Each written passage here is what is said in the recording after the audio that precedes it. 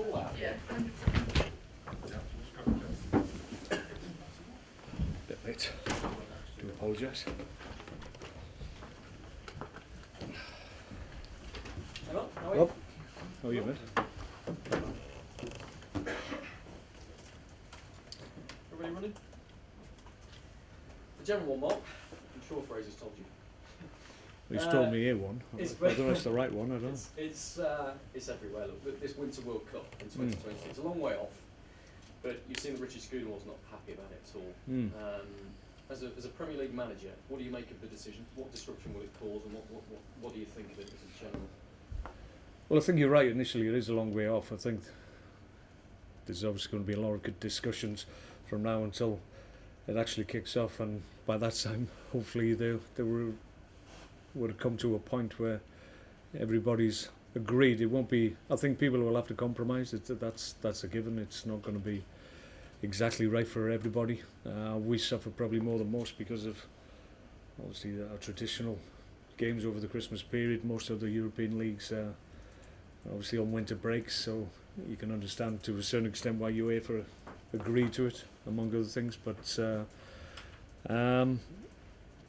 difficult one. I mean, if you look at it and think, well, in fairness, there's no British teams have come close to winning a World Cup for a long, long time, and maybe a change of the timing of the tournament might help in that respect. So you don't know. I'm sure Qatar will put on a great show, and the facilities will be outstanding, but doesn't seem to feel like that's when a World Cup should be. It should be a summer tournament. It should be a celebration of football at the end of a football season, and that's not what's going to happen. So we'll have to wait and see. Like I said, it's still a long way off. So there's a lot of communication and consultation that will have to take place before everybody's happy in abbreviated commas, I would think.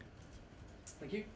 The club have announced today they're freezing season ticket prices again for an eighth consecutive season. Wow, I mean that's quite a gesture, isn't it? Yeah, I think so. I think our chairman, Peter Coates, is obviously very keen to recognise the great sport that we have here. I think it's something like because they've been frozen for so long. I think it's something like 21%, or it would have been 21% higher if increases that follow inflation over those 8 years. So it's a big gesture, and I think it will be appreciated by our supporters. It's in recognition of their great support over the years, and I think the club has shown for a long time now that they're prepared to make gestures and try and make it easier for people to come to watch us play. And I think the key to it is that we always want full stadiums, and the club and everybody involved in the club wanted to retain that and retain full houses at the Britannia if we can, and we will always look to try and implement things that we think will help that process. We spoke to the chairman the other day, and he said that you're very close to agreeing a new 3-year contract with him. He says it's almost done. Expects that you to sign it imminently. That's what his side of things say. What does Mark Hughes' side of it say? We're very close. Yeah, I think I've said before that I think there's a will on both sides to agree and take the journey that we're on a little bit more forward and into the future. I see no reason why anything would get in the way of that. I'm very happy here. It's a very, very good club. Extremely happy with how it's gone, obviously.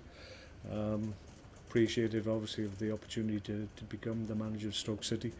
And I'd like to think I've repaid that in terms of where we hope to take the club and where we are at this moment in time. So it's not signed yet, but as I said, hopefully dotting the I's and crossing the T's is something I will have to go through, and once that's complete, then it'll get done, I'm sure. Speaking of the form you're in, you've only lost 3 in the last 12 in the Premier League, and those were all against the sides that are currently in the top 3 places. That speaks volumes about the sort of form you're in, doesn't it? Yeah, I think the back-to-back defeats we had against Man City and Blackburn, obviously maybe shaded people's judgment of what we're actually doing. We had a poor performance against Blackburn, but there were reasons behind that. But for the most part, as you said, we've been very competent in the last few games we've played, and we're in decent enough form. Great performance last weekend. I don't think we got enough credit for the way we performed, to be perfectly honest, but on the day we were the better team. Fully deserved it, in my opinion, with respect to the fact it was a last minute penalty. I still think the manner of our performance deserved the 3 points. So we've got 2 home games coming up now, which we feel we've got a real opportunity to pick up maximum points. We're going to play well. Obviously, Hull have picked up in form of late, so they'll be coming with confidence, possibly more confidence than they had in recent weeks prior to the back-to-back results they've had. So it'll be a good matchup. We've got Everton on Wednesday as well, so good opportunities. We feel we're playing well. We're looking forward to games. We're not hoping for positive results, we're expecting them, so we're in decent shape at the moment. So we've got a good points tally, as I've said in numerous occasions, and we're looking to add to that. You mentioned the late goal there against Villa. That's 3 goals in the last 4 games that have come in the 90th minute.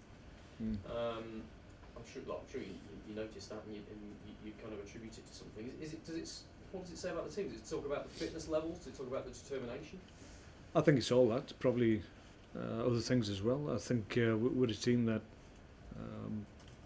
won't accept that we're beaten. We'll keep going, even to our detriment, to be perfectly honest. I mean, we played Man City, ended up being well beaten because we were chasing the game, because we wanted to get back on level terms, and we were positive and didn't accept that we were going to be beaten. So sometimes that can negatively affect you when you are chasing a top side, but for the most part we know we will always keep going. We had a great result and a great performance, and showed a great degree of character and determination against Newcastle when we kept going right to the end. Great goal by Peter Crouch, and that got us a point, and that's what we've done on other occasions as well. So those qualities that we've shown in those games, and in terms of going right to the end, have helped us, and I think that illustrates the makeup of the group of players that have got.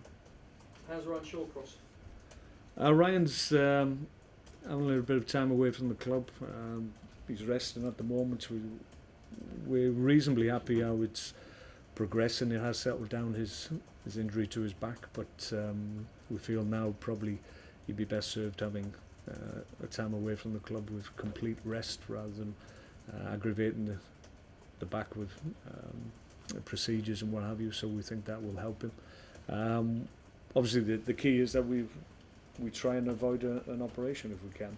We don't think we're at a point where we have to make a decision on that, but we're hoping that this little period of rest and recuperation will help the process, and when he's back into the club, then we can continue his rehab, and we'll get him back on the field. How long's a short period? What have you got in your mind? What are the medical team telling you? Well, it's a little bit difficult with backs. I think they're notorious just for dragging on. So we just got to play it by ear. Once Ryan is comfortable with the injury and comfortable with the pain that he can deal with, then obviously he'll be looking himself to get back into the group and get back to fitness. So the time it will take for him to get back is like a piece of string at the moment. We're not quite sure. It could be a short period, it could be longer, but we're hopeful, like I said, that the fact he's having this little bit of a rest will help it settle down, and eventually he will be back. But not Saturday, not No. Wednesday? No, he won't be ready for those games. I wanted to ask you about your old mate Steve Bruce. He'll be grateful for the last two wins. They won the last 2, and they needed that, didn't they? But I wanted to ask you about the qualities he's got. He's been in management quite a while now, and he's very much liked by the media. What are his qualities, do you think, as a manager? You know him very well as a teammate. Well, Steve's been doing this job for a long time, so you shouldn't underestimate experience at this level, and I think he's been here with a number of clubs and has always done a real good job at every club he's been at. So that understanding and that knowledge that he has will help him in the situation that he's found himself in this season. And you sense now that experience is coming to the fore because they've been able to go into the market in January. They've improved, and I seem to recall he's done that in the past, and he's made good acquisitions in January, and that's helped them for the remainder of the season. So that experience that he has will obviously help Hull. They look like they've turned a little bit of a corner in terms of their form. Back-to-back wins in the Premier League is key. Certainly encouraged by their performance in Man City, I would suggest, and that's helped them. They had 2 big games against teams in and around them, so they needed positive points. They were able to get them, so they're in a better place than possibly they were 2 or 3 weeks ago. So it won't be easy for us. They're a good team. You look at the quality of their staff, playing staff. They've got good talent there, so we'll have to play well. But we're playing well ourselves, so we'll look forward to it. Are you still close? Do you still chat to each other on the phone? Will you No, we've never really had that type of relationship. He was a good teammate of mine, but I wouldn't surprise you if I say I don't pick the phone up to too many people. It's not my best or favourite means of communication, to be perfectly honest. You just mentioned Shawcross earlier on, how he can cope with it, the level of pain he can cope with. Does that imply that this is going to be something that's going to be with him for quite some time? We hope not. Maybe I give the wrong impression. Obviously, I'm not a medical guy, but obviously he's been in pain, and it came to a point where he couldn't continue in the game that he was involved in, and had to leave the field of play. And it hasn't settled down from, well, to the extent that he's able to play again. It hasn't got to that level yet. So he's obviously had procedures that have helped the process, and it is a lot better than it was initially, as you would expect. But I just think he needs that little bit more time to enable him just to come back fit and raring to go. There's no point bringing him back or rushing him back, and then he misses games towards the end of the season. What we want to do is make sure when he does come back is that he's able to complete the games that we've got left in the season if we can. Anyone else ins or outs or problems with? No, from last week we're okay.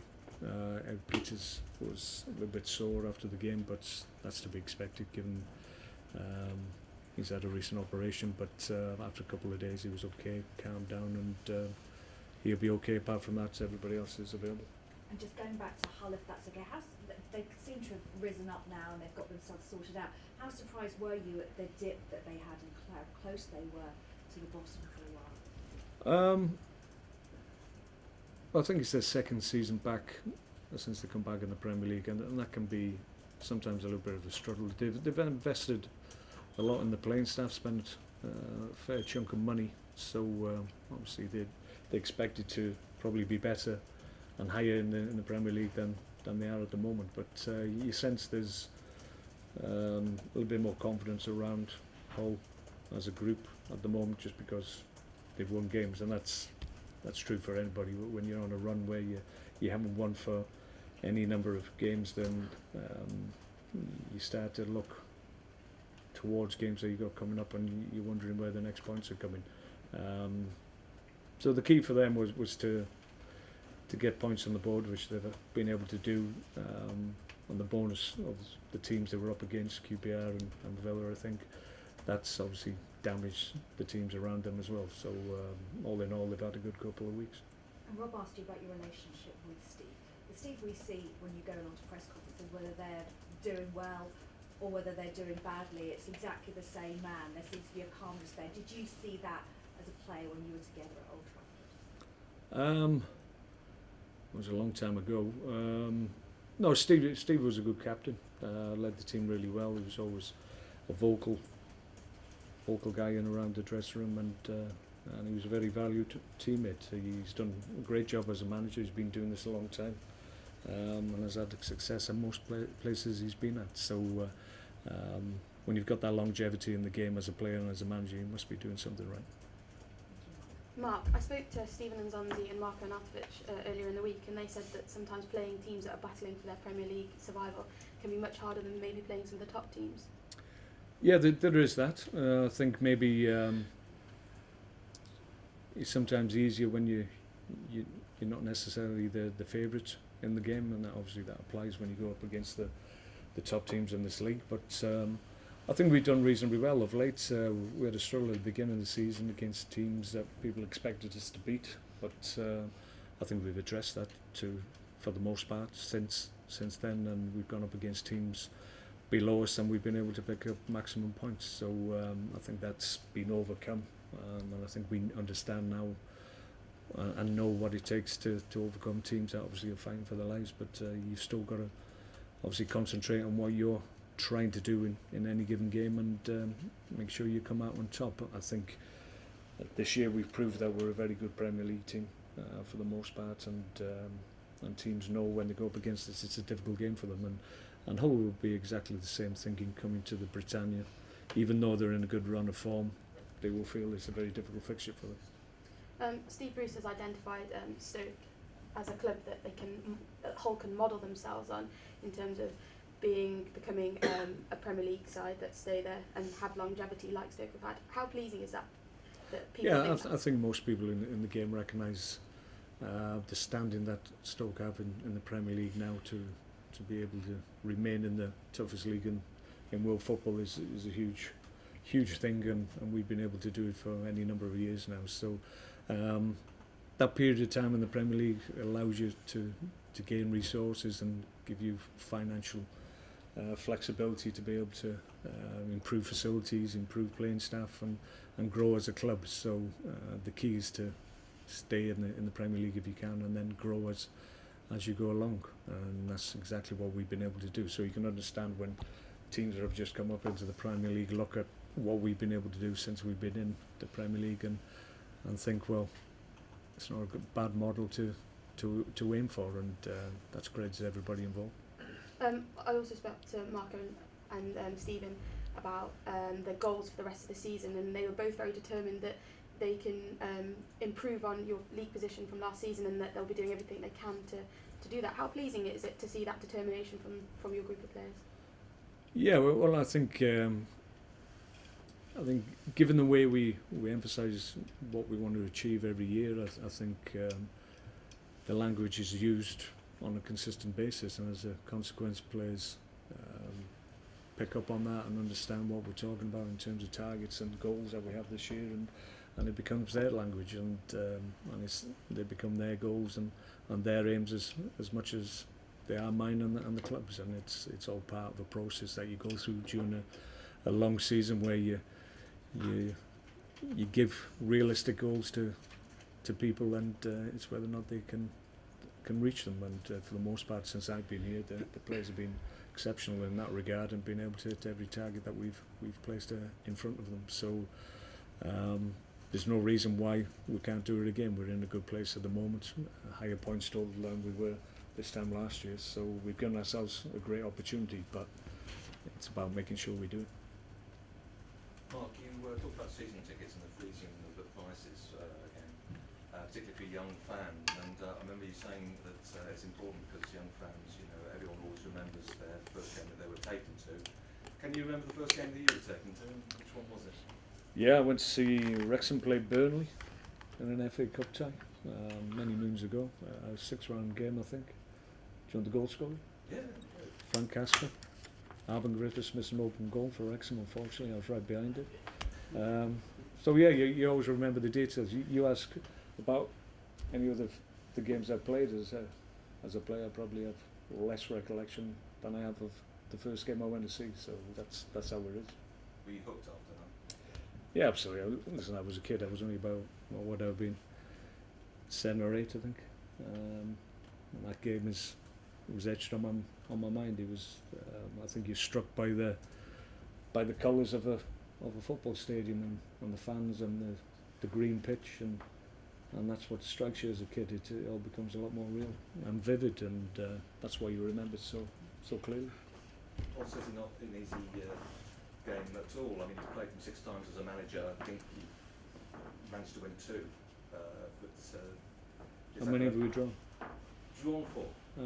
So we've not been beaten against them. Right, there you go then. Yeah. But it's not a foregone conclusion as fans seem to think it is. No, I think we're very realistic as a club, and our fans are realistic, and they understand through experience that no game in the Premier League is easy, and no game is a given.